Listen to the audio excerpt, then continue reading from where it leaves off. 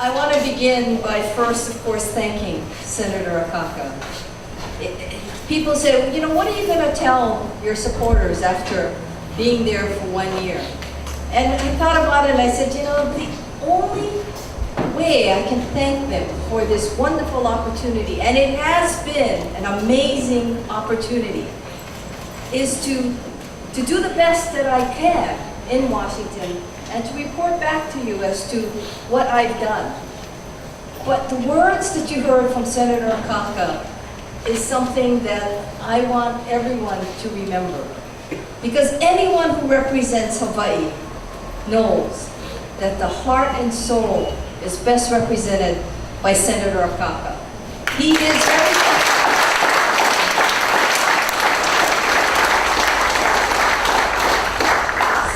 represents everything good that is Hawaii. And I tell everyone, Hawaii is a special place. The news media has come and interviewed me and this morning, and I said, this headquarters opening is a homecoming. I see all the faces, and I want to thank each and every one of you, because I'm in Washington because of each and every one of you.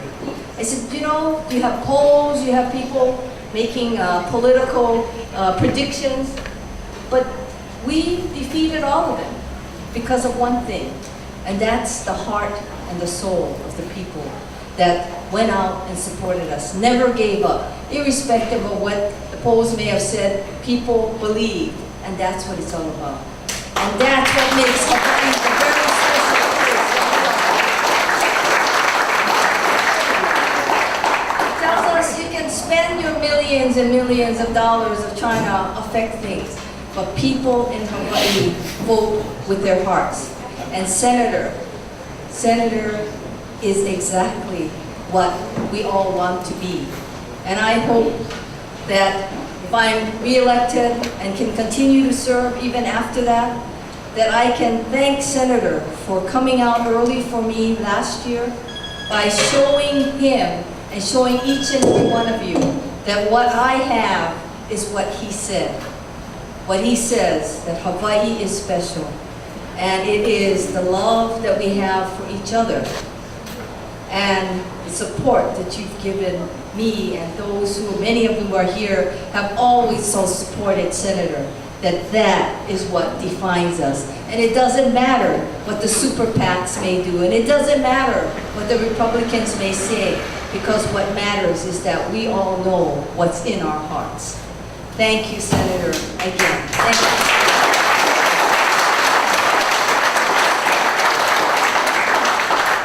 Senator was very kind when he said that, and I want to share this other story because it's such a touching story.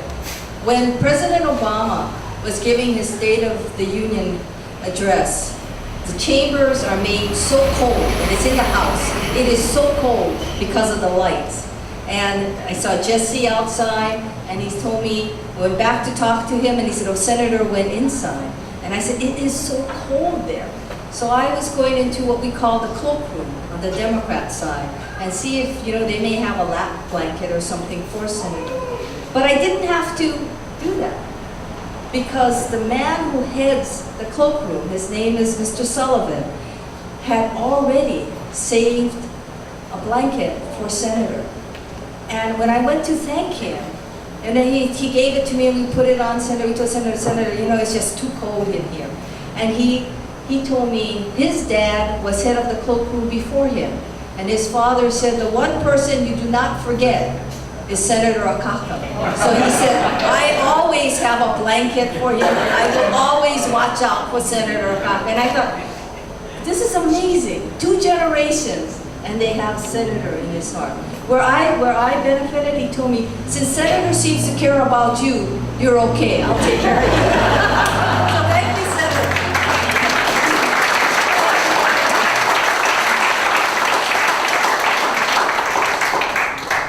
You know, and I have been fortunate. Not only Senator Akaka came out early for me, but Senator Inoue did as well.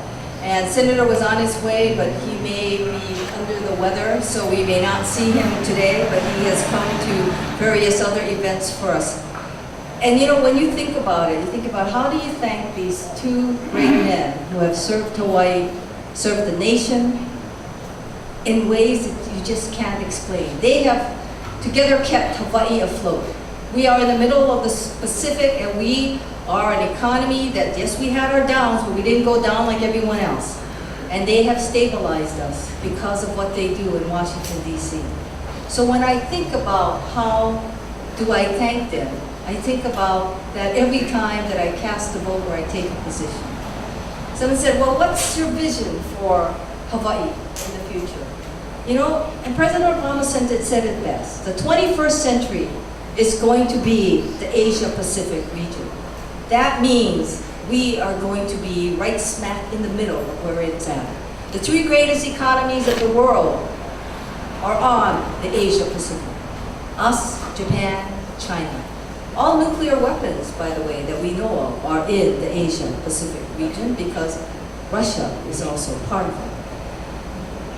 The greatest economies, all the transit, there's tens of thousands of ships that are all going back and forth in the Asia-Pacific region. So when we talk about what is Hawaii's role, we not only have a major role in terms of the military, because the military is what stabilizes the Asia-Pacific region. We all have an important role because how the 21st century grows, the economic base of the United States as it defines itself is all going to be tied to this region. That is why we need people in Washington, D.C. who have the vision of what it's going to look like.